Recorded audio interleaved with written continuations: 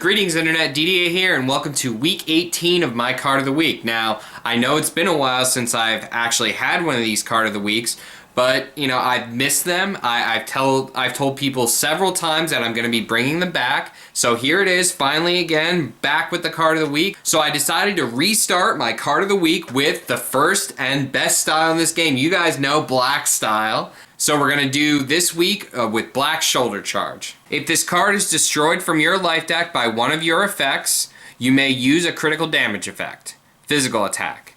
Place a card from each player's discard pile on top of its owner's life deck. Lower your opponent's anger 1 level. Damage, 3 stages. Hit. Choose a card in your discard pile and rejuvenate it. For your damage per cost, this attack is going to leave you a little bit wanting. Its damage is not that high. It's actually pretty low, only 3 stages of damage.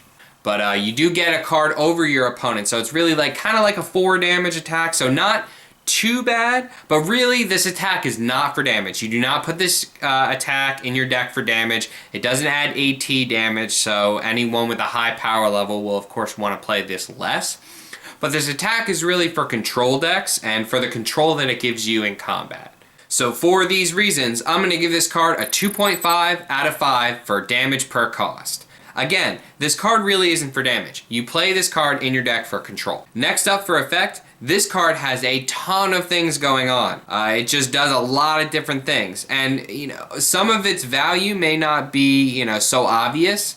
It gives both you and your opponent a card back, so we already are kind of used to this effect. Black Evasion has a very similar effect. But the difference between that card and this one is this is an attack. So you can always use this effect. You can always count on that effect, whereas with Black Evasion, you had to wait for your opponent to energy attack you, and in some matchups, they don't play that many energy attacks. So you couldn't crutch on that. You couldn't hold that as a guaranteed effect in your deck. You couldn't build around it. But this is an attack, so you can build around this attack's effect.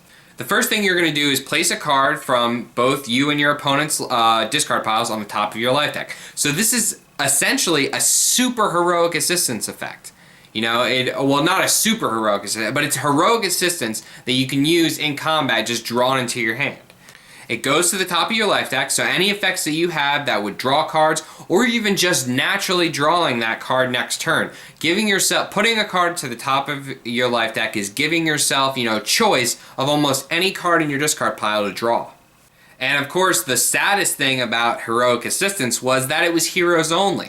So villains out there didn't really have an option for this besides Black Evasion. Well, now you have this card. So villains rejoice, Raditz rejoice. So talking about naturally drawing that card, being that you put a card at the top of your and your opponent's life deck, you can actually set up not only what you're drawing, but what your opponent is drawing.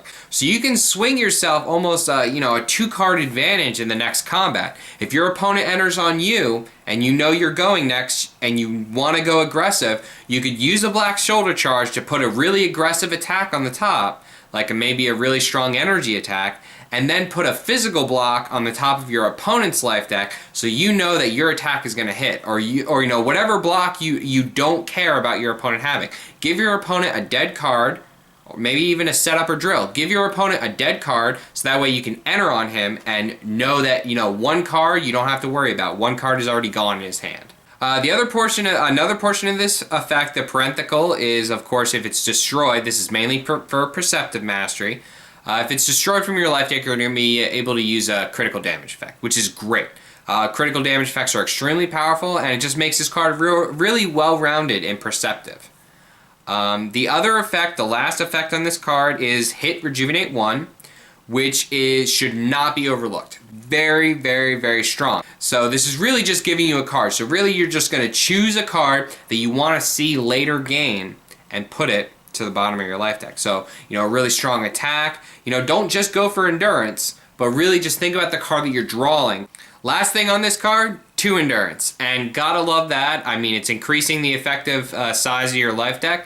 So 2 endurance means this card is 3 damage when overturned. Just a selling point, I mean, it has a great effect already, so the 2 endurance just kind of seals it as probably one of the best cards that Black got in set 4. So for these reasons, I'm going to give this card a 5 out of 5 for effect. Heroic Assistance is now universal. Now, it's not just heroes that can set up the top of your life deck for draws. Now, heroes and villains can do that.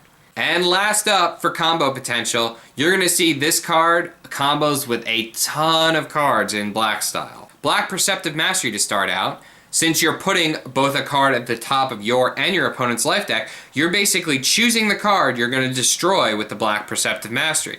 This means you can activate any destruction abilities, its own destruction ability, or you can also choose whether or not you want to gain stages or anger with your mastery. You know, choose a physical combat or energy combat if you need the stages, choose something else if you want the anger.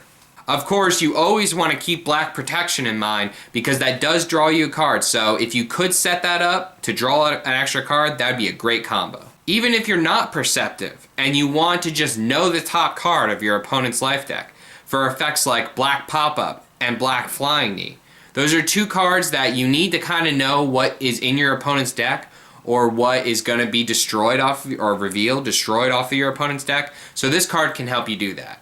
And of course, as we mentioned earlier, the strongest way to combo with this card is by putting a card on the top of your life deck to draw later.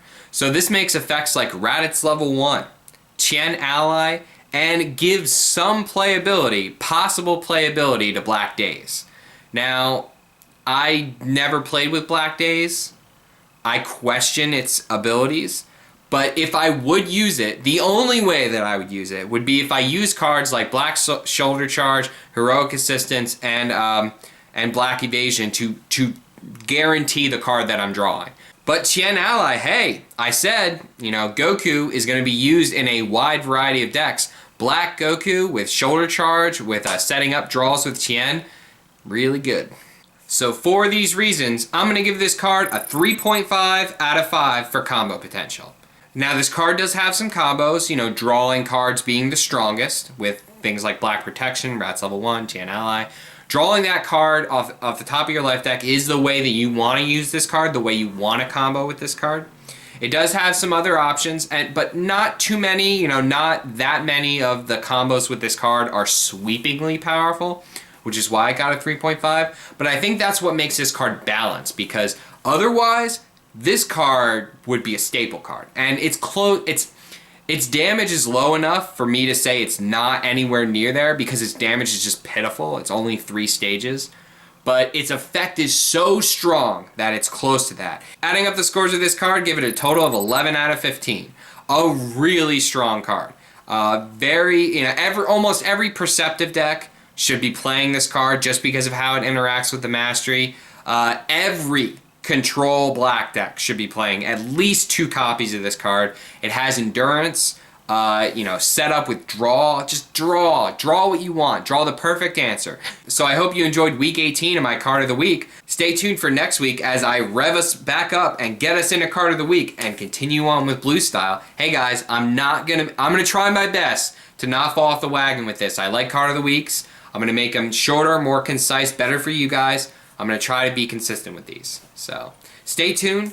And please don't hesitate to hit the like button if you like this video. Comment, subscribe, and as always, turn your dial to Random Number Gaming for weekly updates for the Dragon Ball Z card game.